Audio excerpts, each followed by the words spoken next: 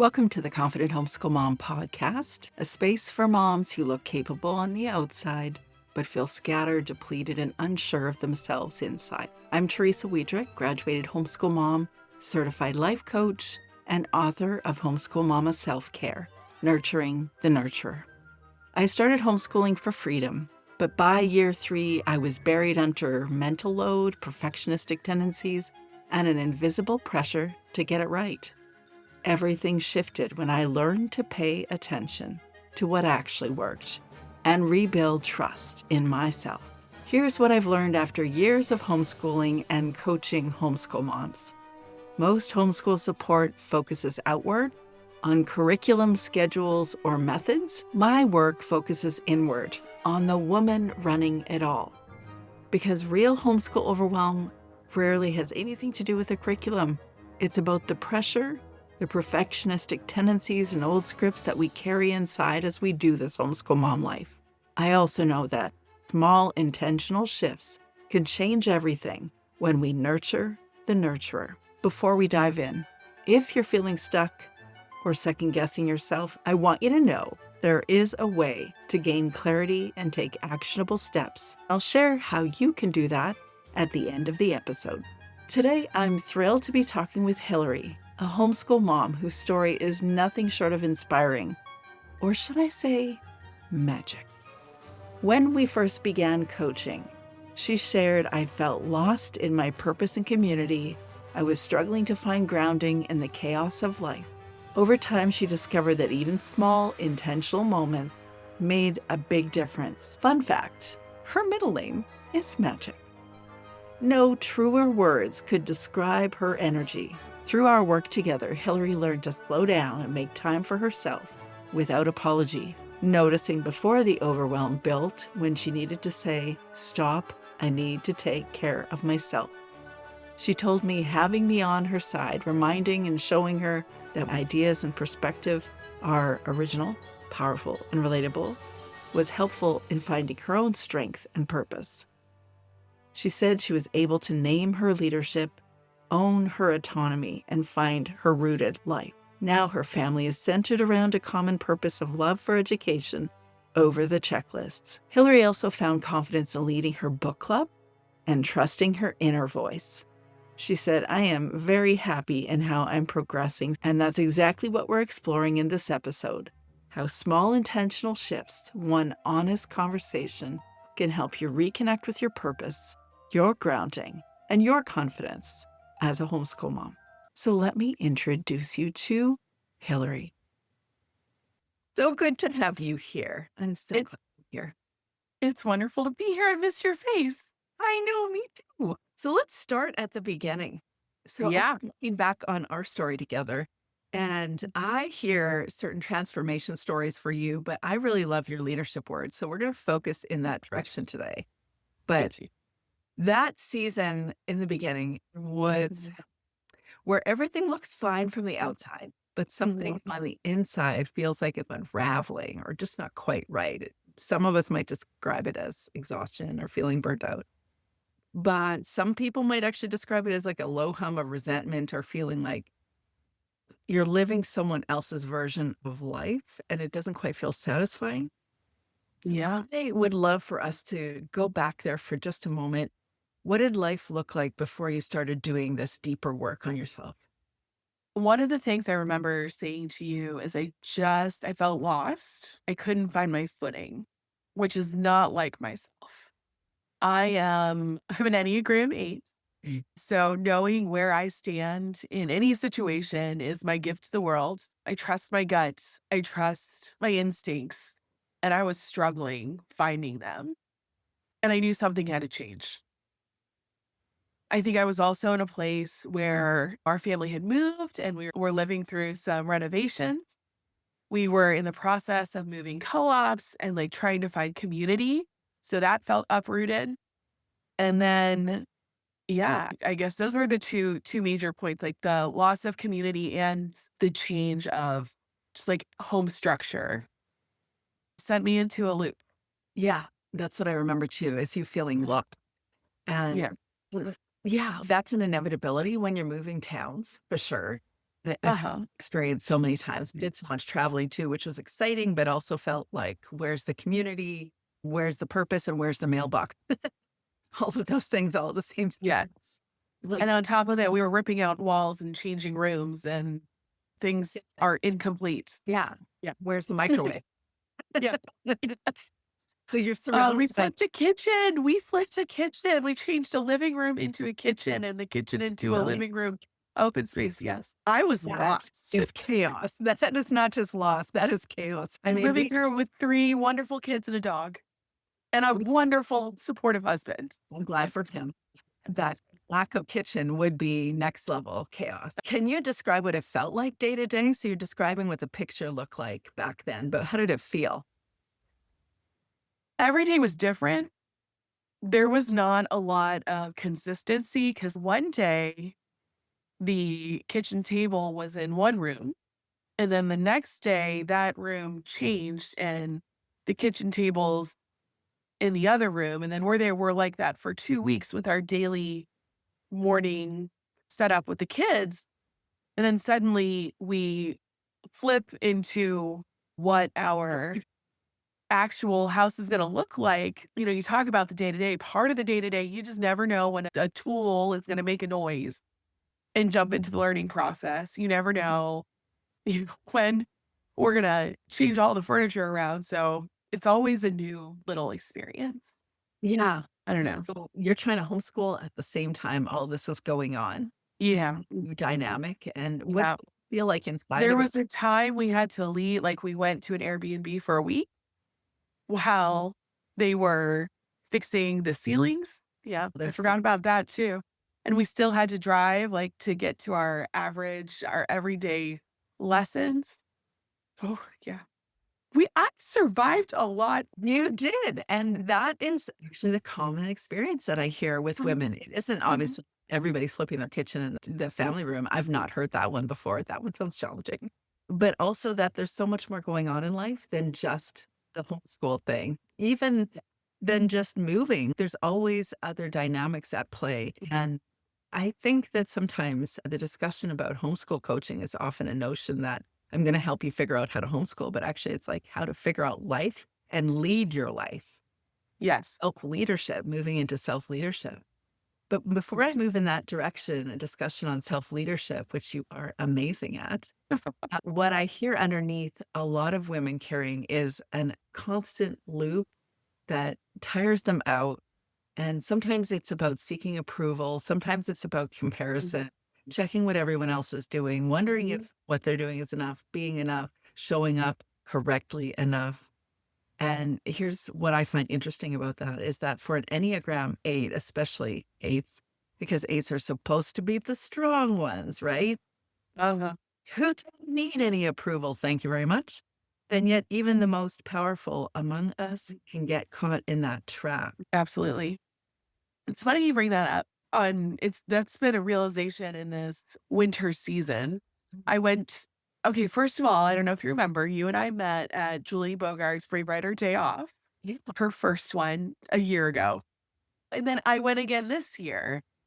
And this year, I feel the big theme was you don't need outside approval. We're all searching just as humans, whether we've been. I also feel the educational system sets us up for wanting approval from the outside world. It's hard to just trust yourself, to know the process. We've always looked to authorities to tell us that we are good enough. And in this homeschool world, you are good enough. And I say that having met such wonderful, strong women, new wonderful, strong women this year at the Brave Writers Day Off, and everybody was searching for Julie to tell them they're doing a wonderful job, or for each of us to be like, no, you're doing a great job. And we do need that from each other. That's what we're here to build each other up. Yes. And we can do that. And you need to know that you are enough. Amen. And I say that as a former middle school teacher. I taught 7th and 8th grade English for 12 years. The one thing that I get to carry with me with that comparison is that I have hundreds of students that I can compare to that I'm like, I know I'm doing a great job. Ah, I know that this is not that serious because over 50% of the kids are not meeting these crazy standards we have in our heads for our children Yes. Which we because try to we make love happen them at home. and we love them so big Yeah. and we love education. So our expectations are like, oh, I know the school's doing so much more. Yeah.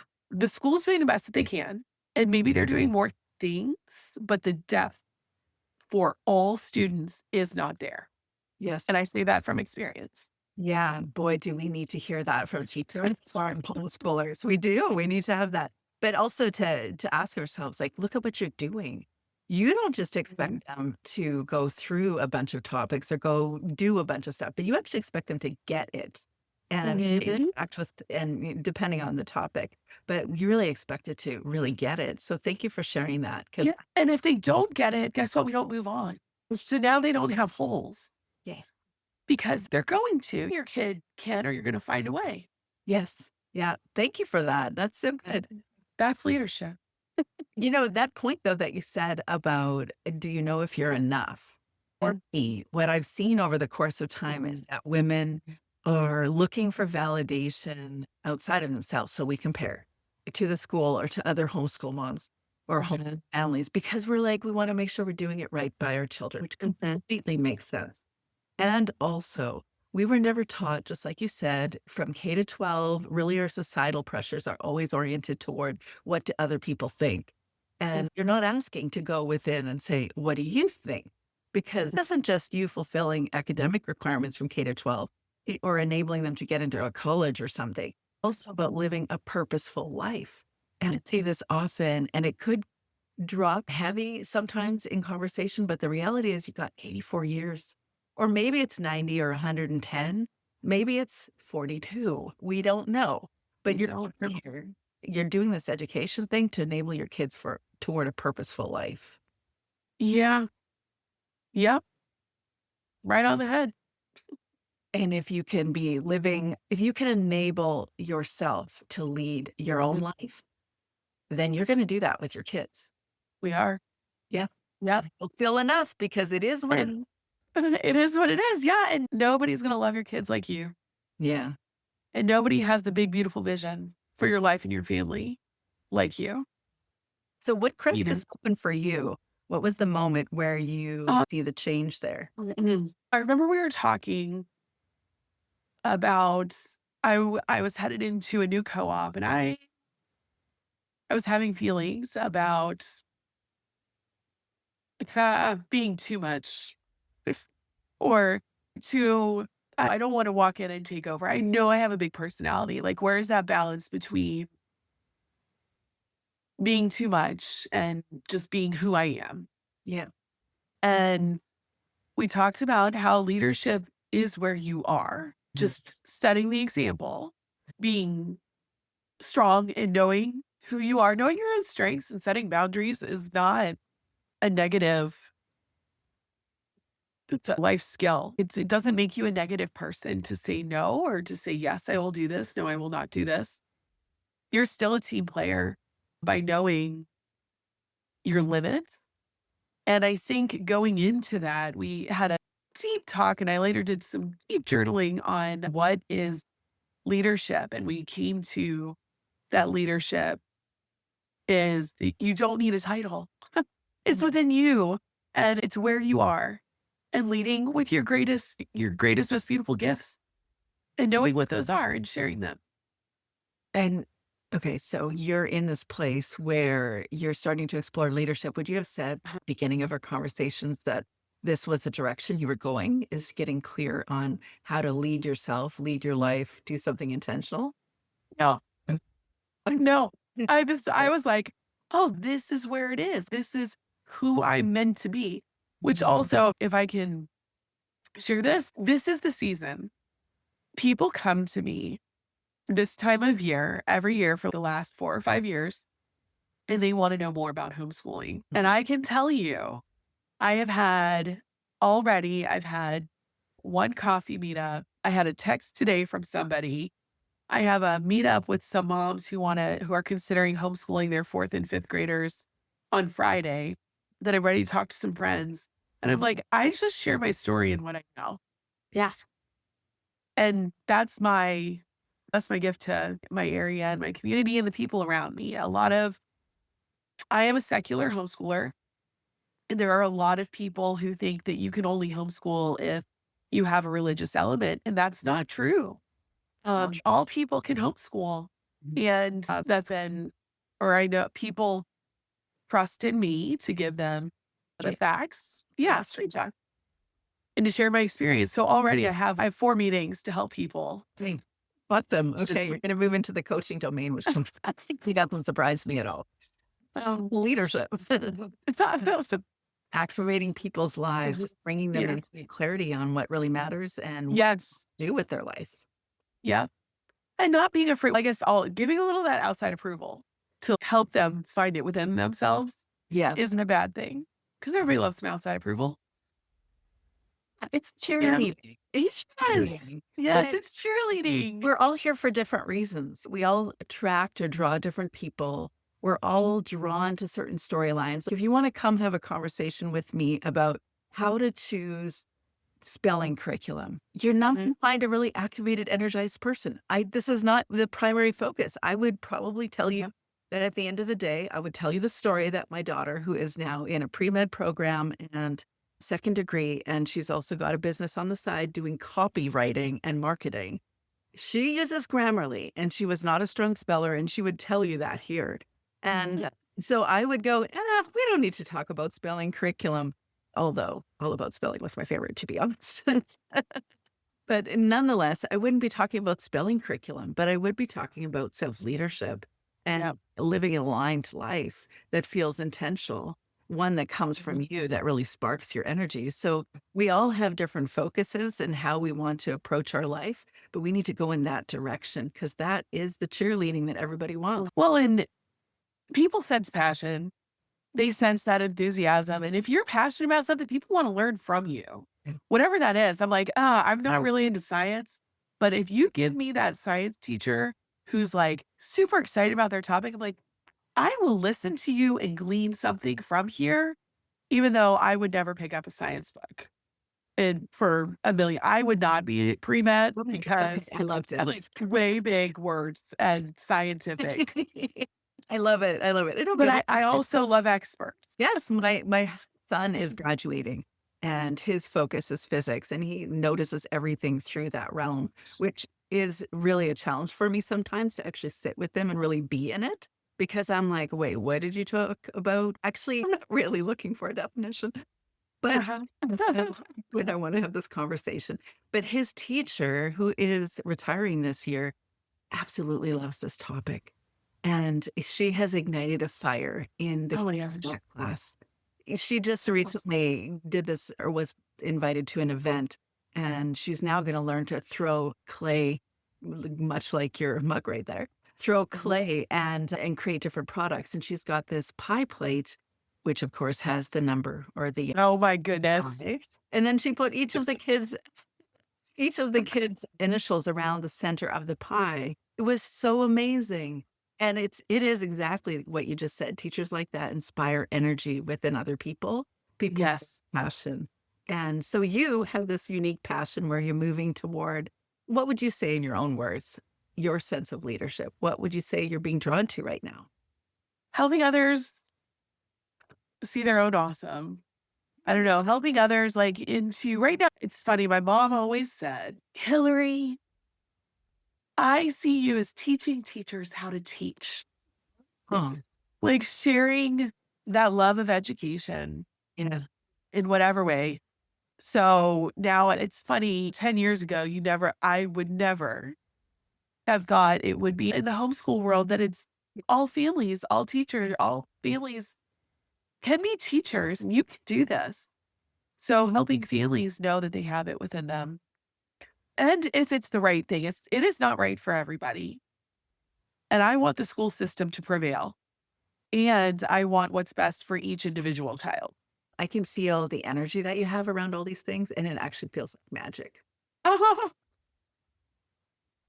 Thanks, dear. You know that's my word. I do. That's my middle name. And it I've really is my recoiled. middle name. I'm not making that up. As the listener will have already heard, because I've already written the introduction or part of the Oh. introduction. We will already know that. And I don't think it's a coincidence your mom named you. Yes, thank you. Yes. You're gonna make me cry. Well, to go back to that conversation piece, though, because I know you're not the only one in this, that you had this storyline of, oh, you're too much, being told Mhm. you're too much energy, too much personality, Uh-huh. to Hilary. Wait, what? But I want to sit with that for a minute because I know that isn't a unique experience because I Mhm. hear women speak about that they've been given some sort of label or in some form like that. When you hear that often enough, you start to believe that the very thing that makes you magnetic is actually the thing you need to apologize for. Where are you at in that? Where am I? I don't have time. I don't have time for that. Amen. If this is too much, I go find less. I am who I am, and I can't be anything less than that. I only have one big, beautiful life, and I'm gonna spend that as me. So, And I've been younger. I've been younger, and I remember I had gone in for a job interview and basically told in the job interview I was too much because I was too enthusiastic. I was too excitable, like care. Not well, they didn't use the word care. That broke me for a minute. But then, may the phoenix rise. I also learned if this is too much, I was never meant to be there. Please do not put me in a box. I am going to be nothing less than me. I love that. Okay, can we sing This Is Me? Greatest Showman. I That's right. absolutely love that song. And I Yes. really do believe that's the key to why we're even homeschooling, why we're doing this. We're doing Yeah. that to enable our kids to do that. And I think a lot of people recognize that's what they're doing, but they don't recognize that actually this journey is inviting them to do that. I look at my kids and how grounded they are in themselves in any situation. I'm like, oh, they know that they're not looking around at other people to show them their worth. They know their worth. Amazing. That's the point. Yeah. Them to get clear on not just their worth, but why they're here and what they need to do. And I see the same thing. Funny enough, though, I still default as a mom of 20 somethings and one 17-year-old. I still default to assuming that they're experiencing life similarly to where I was at then. And Yeah. so been a healing journey in that regard because my early 20s was really challenging for me. And yet when I listen to them or look at them in the way they're engaging, I'm like, damn, this is so different. They're so grounded, like you said. They're so much more aware of themselves and how to show up in the world, in relationships as well. Yes. Amazing. So there's Uh-huh. another piece of your journey that I want to bring in here because our insight or our perspective isn't the only thing that really shifts how we do things. It's actual practices that we have to incorporate. Often I speak in coaching about journaling or visualizations or grounding exercises that can become anchors in life. Can you walk us through what it looked like practically for one or two things that you may have benefited by? One major benefit was our visualization exercise that you walked me through. That in the moment, because with a big, beautiful, with a big personality, it's easy for me to turn on charm and move throughout the world. Sometimes it's hard to slow down and really dig deep. And so you walked me through in real time a visualization exercise that, yeah, that it just rooted me in visualizing my future passions, visualizing where I am and what I truly want for my family. Yeah. And that was a very important step.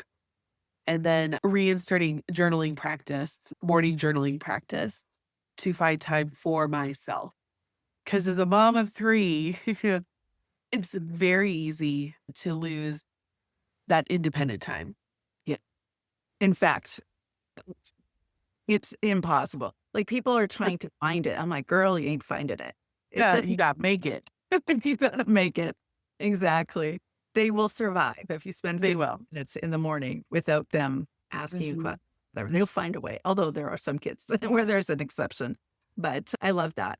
So what you're describing is you shifting how you were doing things. What I remember with the visualization exercises, there's a discussion around needs, your needs. How do you incorporate time for yourself, your wants? But yeah, the bigger picture. How do you actually want to feel in this thing?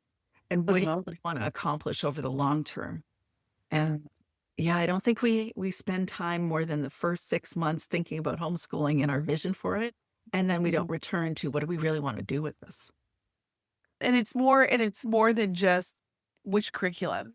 Yes. Like, it's the what is it for our whole family so that we take advantage of the freedom that homeschool provides. It's really easy to say, I'm gonna, but we have to make the plan to take the trip, to actually go see that monument we've been studying about, Yes. to to go to that special little bookstore an hour and a half away and have that Narnia experience with them.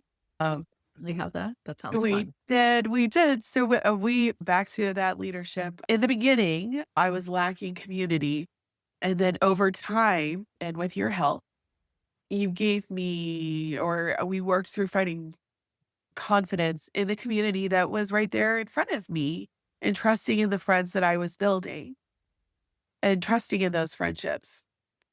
And through those friendships, we've created this sweet little book club where every month our families each read, we have a book for the month.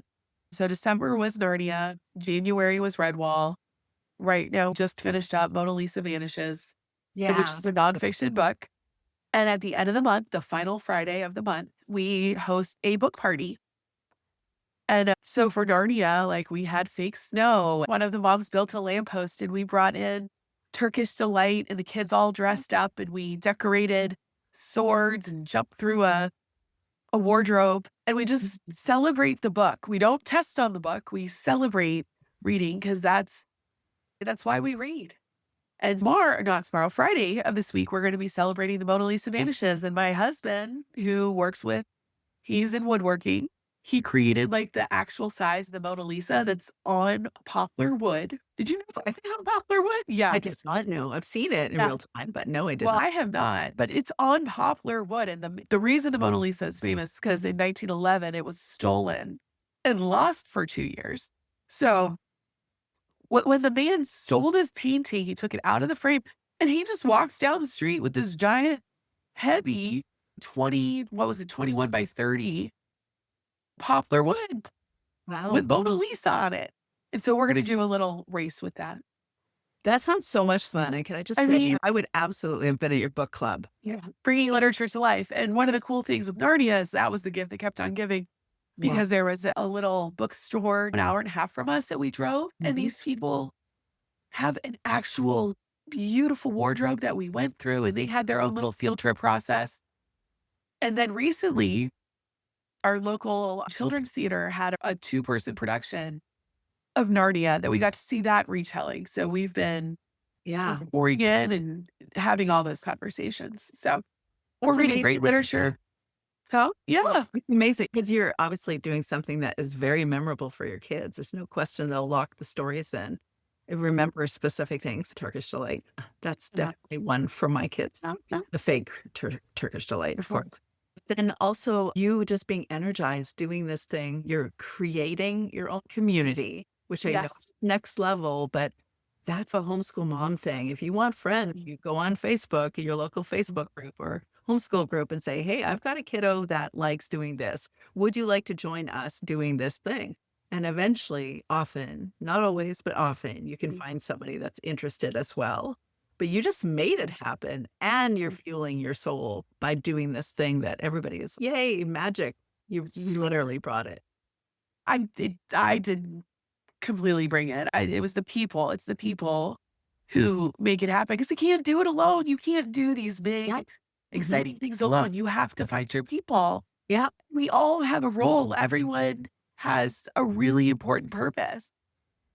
And yeah, I'm a pusher and a planner, but I have friends who are artists and doers and bakers, and they just love. My one friend, she will just drop everything and be there for you. She's the one. She's the last minute. What do we need? She's like, got it. I'll go get it right now. Wow. The helper. The helper. Oh yeah, the helper. Yeah. For Yeah, sure. we did that too for years. We had this home educators showcase where everyone, maybe 30, 40 families would join together and offer a theater production. And every single person was either in the show or directing it or some sort of stagecraft. I was into advertising, all sorts of different things. And it really felt like a communal event, and it was big. And everyone contributed differently. I could never, ever have done what we did singularly. No. That was so much fun. A lot of work, but so much fun. Yeah. Worth the memories. The trust is there, like with your people. And when you have your people and you can trust them, the magic you can create. Yeah. Yeah. And I feel there are we have a bigger co-op that we're a part of, but the core of us are bringing other people in, and we're just making one big, beautiful life for our kids. So I have to ask, because I know will ask, do you have this book club online, or is this not online? Yeah. Oh, we are not online yet. We're in the upstate in Greenville, South Carolina. And I don't, we've had a couple of new people join us, but I don't know if we're ready to be that big yet. Okay. I don't know. We're talking about it. We want it to be bigger, and we don't want to get too big so that we lose the magic too fast. What I see is that the decisions that you're making about your life, about your children's education, they're really intentional, and you're leading them in a way that is the way you're leading your own life. How would you describe who you are today compared to perhaps 6, 7 months ago? Who am I today versus who I was 6 or 7? 6, 7.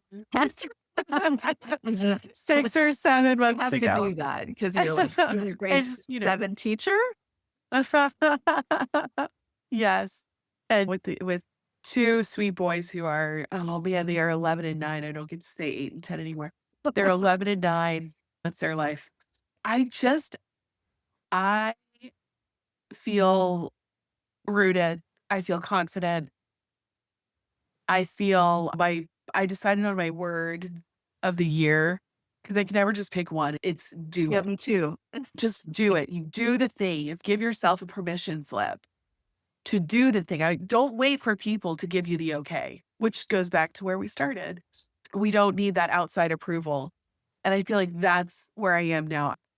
I'm done looking at other people to tell me, no, you can do this. Here's your permission slip. Here's the go ahead. Here's the ticket. I'm like, I am the ticket. I am the show. I am the ride. Just do the thing. Yeah. And it may not be perfect. There's no such thing as perfect.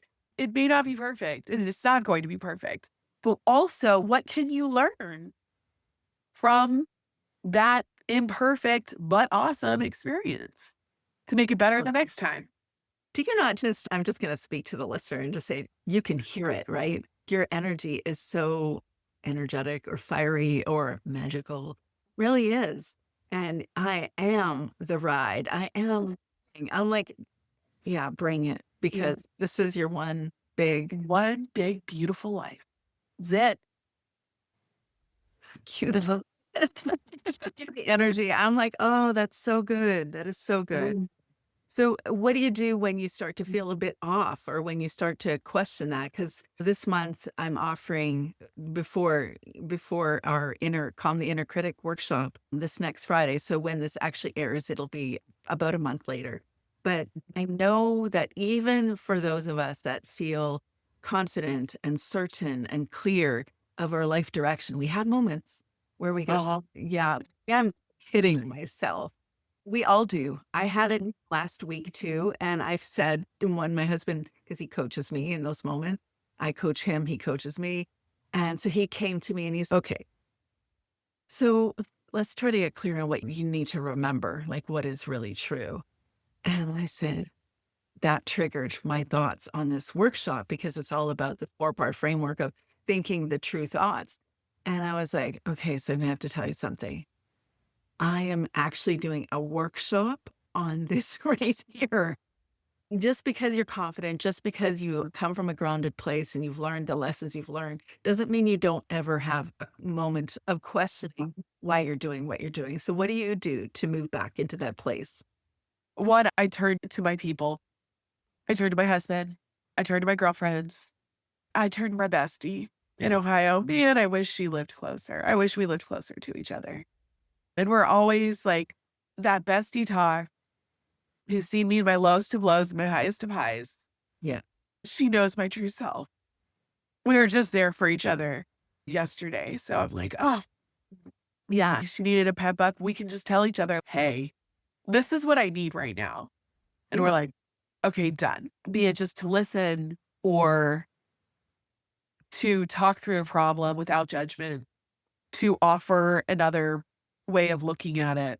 That's one place I definitely go. Or maybe it's meeting up coffee with my book club girls, my tea time girls, and we just hash it out or we laugh about the things that we thought we were upset about. Yeah.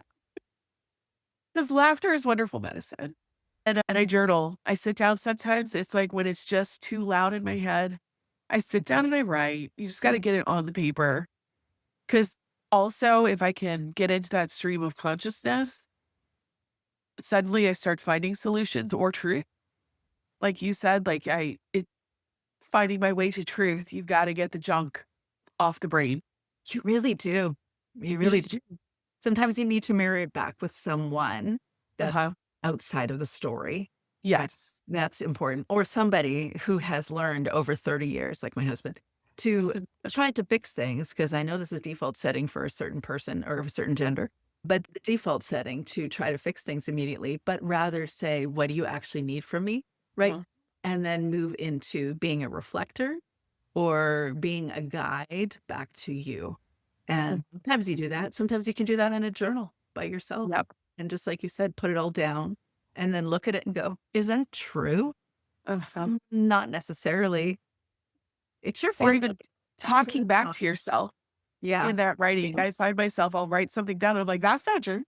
Like immediately. That's parenting. That's inner parenting right there, reparenting.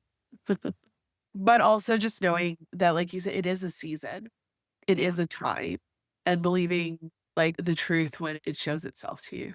Yeah. Yeah. And then when you do recognize that you are believing something that has some harsh consequences, like you start thinking in a certain way that makes you feel bad about yourself. It makes you play small. It makes you not want to lead anything. It makes you every choice you've ever made. When you look back at the thought, when you can look at the narrative and say, if I believe this, what does it mean that I will do? Versus if I believe I am capable and I'm learning, or I made a mistake, but I'm not a failure. If you can move in the direction of the truest thing and recognize what the consequences are to that truest thing, then you can continue to practice and also recreate your neural networks because this is chemistry. It is not just positive chit chat or just self-help stuff that we're talking about. It's actually recreating neural networks in your brain so that you can default to thinking the truest thoughts more consistently. Amen. Amen. So what do you notice in the kids that are in your home? How you're leading from a more centered space yourself? What do you notice in them? Because they are mirrors to us. They really are. Bringing. It's fun. I love that you bring that up. One, I do notice that we are all more on the same page and just willing to work through the projects. It's not a list to check off, although we do have lists that they can check off. It is a deeper opportunity to learn. That's where we spend most of our time. And at the 6 months, 8 months ago, I remember At one point, my oldest was getting a little angsty back. He was being angsty or he was being angsty towards his brother. And I looked at my husband and I said, that's us. We're stressed right now, but we need to rethink this. Yeah. We need to hear the talk, hear our self-talk, hear the way that we're talking towards the kids, and we need to reframe. And so through the whole process, just being very smart with words, like remembering that story. I want my child's inner voice. I want it to be positive. I wanted, if their inner voice is me, I want it to be confident and grounded and loving and supportive and cheerful, like cheering. I want to be their cheerleader, not just these are all the things you did wrong. I said, go up there and do that. It's really easy to fall into that process. But I do find that now, as I was emptying the dishwasher the other day, and my son just came over and he just took it over. He just did it. And didn't It's complain. like, no, I'm like, mommy, this is my thing. I'm supposed to do this because we're creating a family environment and dynamic that it is just, it's about helping each other and pitching in and showing love through action. Yeah. I also have the kids right before I logged on. My middle and my little were like yelling at each other. And I was like, this is exactly what I was talking about. You can't do. Yeah, that is a guarantee, almost a guarantee every time I log on with anyone. They're like, I'm sorry, the kiddo is coming in the room. And I'm like, It happens. We have kids. yeah. You had a really big shift in how you did parenting / education. You were drawn to thinkers like Loris Malaguzzi and Reggio Emilio. Reggio Emilia. Yeah. The idea. So my kiddos and Reggio Emilia, Italy, Laura Maraguzzi. Yes. Our kiddos attended a local preschool that follows the Reggio Emilia philosophy of education, where it is within the child that they are leaders, that they are knowers. They are not a blank slate to be written on. They can, if they can find it and they are excited, they can learn anything from anything. And so our kids went to this beautiful Reggio Emilia school. They partner with Reggio Emilia is a place in Italy where they found years ago the smartest people were coming out of this tiny town. So they studied the town and the way that they educate their families. Yeah. And they found that the way that they believed in children, that they can be leaders, that they do know things, and what they do recognize when you give them the confidence and the positives to support, to search out and learn those things, that voice stays with them. Yeah. And they become leaders in their fields because it is that inner voice that's created. It's so similar to John Holt, John Chin. Yes. And Charlotte Mason. Yes, Charlotte Mason, Sir Ken Robinson. And from all of these thoughts, really came a set of values that you are able to articulate, which I often hear women move into, moving more toward relationship over curriculum and facility over the commitments. And like you already shared today, depth over breadth. Yeah. Yeah. Yes, which is one of the things that we loved and do love about this school. Yeah. Because it is about depth over breadth. Like it is about the relationship through the eyes of the child. That's what they walk the walk, because there are a lot of schools they can put on the Montessori moniker or the Reggio Emilia inspired moniker.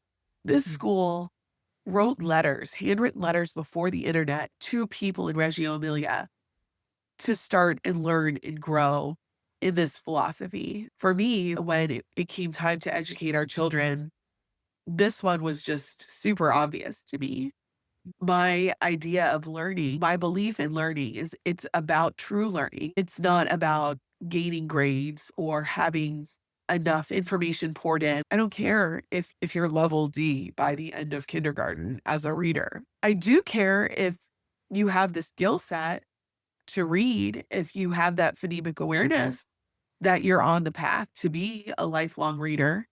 Because it's not about what they learn, it's about learning how to learn. Right. And that's always been our consistent thread as a family. Yeah, all of those things that you spoke over the course of time, you just said depth over breadth, but relationship over the schedule or the curriculum, family over commitments. Those could Yes. sound like pretty little phrases, but actually it's just an entirely different way to live a life. Yes. You obviously got the courage to move into that, but how would you speak to the mom that's listening?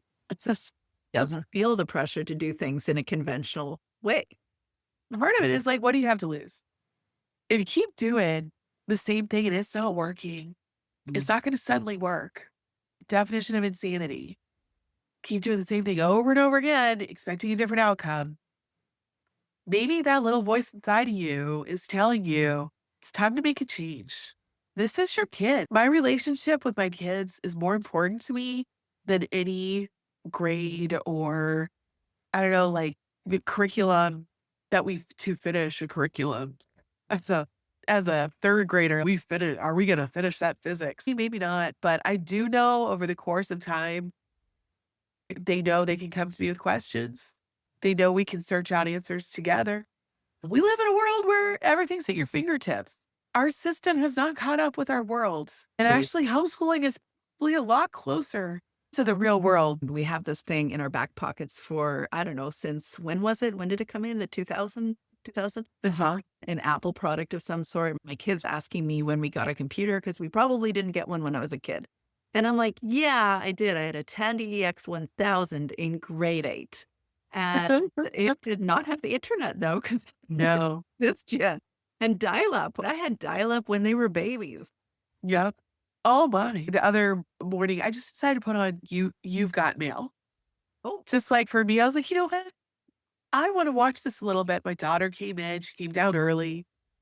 And she's like, what's that? What's that You've Got Mail? What's that noise? And I'm like, my daughter. Back in the 1900s. we're really talking about moving or changing values, and it's easy to choose on a page which values you want to believe in, harder to live them out. Yeah. But even to identify them, you can identify them on the page. But when life gets loud and everything around you seems like it's demanding your attention, how do you hold your values? How do you hold on to the depth versus breadth or the family instead of the commitments? Lead into the theme. Like, I guess I'm like, where's the love? Like, where is it? We stop, we stay home. Let's put on a movie. Let's get the pizza and let's all just snuggle up together. The other night we have a little fire pit thing we did. We grilled hot dogs and had s'mores by the fire. Like, how do we come together as a family? Now, in our family, my husband is a wonderful cook. Food is love. So that's always involved some way, shape, or form. That we're going to cook for each other, that we're going to take care of each other, and we're going to say no to those commitments or those other extraneous things that keep popping up. Like we need each other now. Mm. Let's play the board game. Let's look each other in the eye. Because that's I find when we start going off the rails, like I'm looking at the tops of heads. I'm looking for the next thing instead of looking at my kiddo in the eye and seeing them for who they are. Yeah, and these moments, I know it's okay. I'm going to have to say this a couple times on this podcast over the next 6 months because of where I'm at in my motherhood journey. My son is about to graduate, go into university. He's going into an engineering program in September, and it's 10 hours away. And Okay. I've got one kiddo getting married. 3 of my kids are fully launched. They're on the other side of the country, 2 of them, and one of them's going to possibly go to France next year because she's 20, so you can. And I look at all that and I just go, wait, not really. This isn't done. These next 6 months are going to be really challenging for me. So what I want to say is everything you already know I'm about to say. It looks like the phase that you're in is going to last forever. And it is a lot. I know. That's why I'm here. I'm aware it's a lot. And also, it is not forever. So cherish the moments as you've got them, even the messy ones.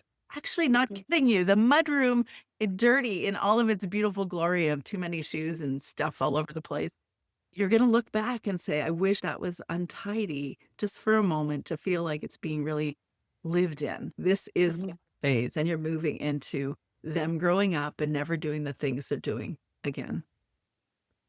It's the path, right? It's you are paving the path and making it easier for me on this journey with these kids because you are sharing your experiences. It's easier to work through those experiences. It's easier to move forward and have faith in myself. And I'm sharing my experiences with others. We're having the coffees. I'm having the talk, make it easier for them because I jumped off and I didn't have anyone to turn to. I had to find people. Yeah.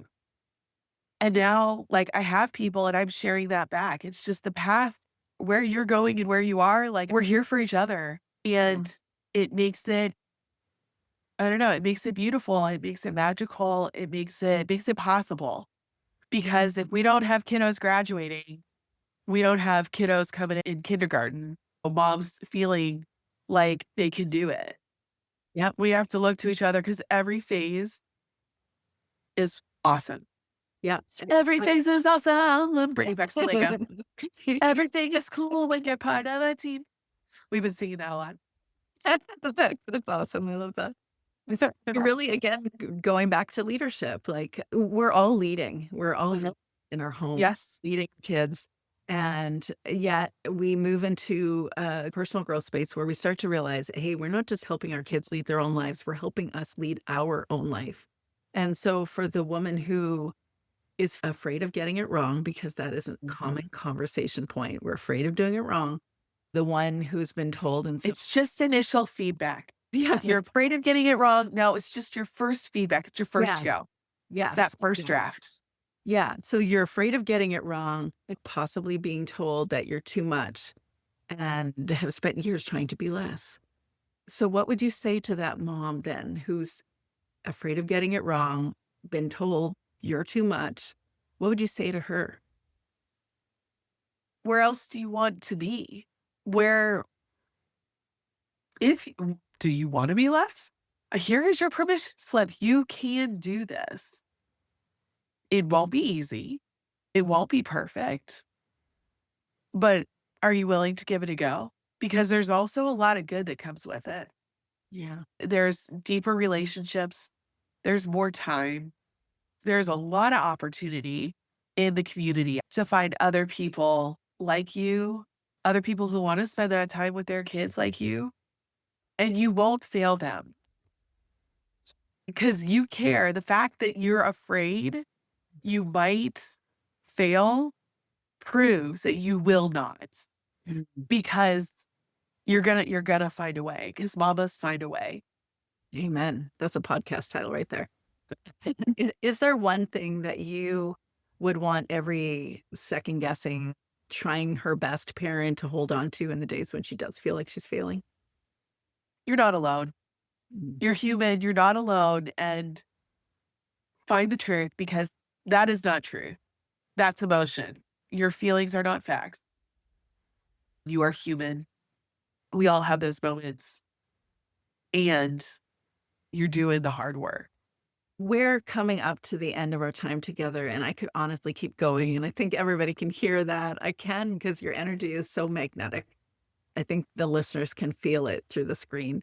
So I want to close with a look forward, what you're building right now, what you're most excited about in your book club, your family, your growth, your creative expression. So what are you building right now? What are you most excited about? I am excited to be talking to these new homeschool curious parents who are coming to me and asking the questions because I was alone when I started and I found so many great people and so many great opportunities that I'm happy to share that with them. I am super excited about our book club that is growing and the relationships with literature and among the kids and among the moms that are growing. I think it could be something pretty extra amazing. There's something else that is itching up there in leadership and homeschool. And what that is, I don't know, but I am starting a new Instagram, the Mac School of CCC, that I'm going to share our homeschooling on there as best as I can with just some of the things for the world to join us on this journey. Mhm. Like, just put Beautiful. it out there. Let this energy be. So it's the Mac School of CCC. It stands for curiosity, creativity, curiosity, critical thinking. Beautiful. That sounds Yes. just like you. So Yes. how do you hope to keep growing as a leader? I think this is one of the most underrated parts of this work is that it doesn't end. You don't arrive, you just keep becoming. And from where I see it, you're really becoming something remarkable. You. That's really kind. Just keep becoming. That is, I'm going to turn that into a sticker and put that on my water bottle. I think Um, Michelle Obama already did. I don't know, but the first step, I think, is sharing out with this Instagram and not just keeping it to myself. Yeah. Not I don't keep know where it's going to take me. from the world. Thank you for showing up with your whole self. Unapologetically you. Your magic, your heart. Thank you. And thank you for having me. And I always look forward to these and what you have to share. And I'm looking forward to jumping into the collective here. Yes, The coming months. and to everyone listening, if something in this conversation stirred something in you, pay attention to it. That's all you need to do. That is you listening within, your voice trying to get your attention. You don't want to miss it. You don't want to defer it. You actually want to follow it. You're not just teaching your kids to do that, but you are living your most purposeful, intentional life. And I think that is what the beauty of this home educational lifestyle does. It draws you into a most intentional, purposeful life. Last thoughts? It's no, I'm done. It is, as always, a delight to spend time around your mothership. Oh, thank you. Right back at you, my friend. Thanks for joining me today. Remember, you matter in your homeschool life. Most homeschool support focuses outward on curriculum schedules or methods, but you already know the real work happens inward, in the woman running it all. Every tiny shift you make toward alignment ripples into your kids, your home, your sense of self. You have the capacity to lead your days with presence, calm, and clarity, not pressure, perfectionistic standards, or old scripts that were never yours to begin with. Here's your reminder to nurture the nurturer. Tending to yourself isn't optional. It's a foundation of homeschool life that makes it work. If this episode resonated, would you hit subscribe so you don't miss what's coming next? And if you know another homeschool mom craving this kind of confidence or just a moment to breathe, share this episode with her. It might be exactly what she needs. And if you're ready to go deeper, to untangle your overwhelm and rebuild a homeschool life that feels calm, clear, and sustainable, I'd love to walk alongside you. You're invited to book your free Aligned Homeschool Reset session. In just one focused conversation, we'll create clarity around your next steps, help you trust your choices, and leave you with a plan you can actually use. The link is in the show notes. Until next time, take care of yourself, nurture the nurturer, and lead your homeschool life aligned from the inside out. You got this, girlfriend.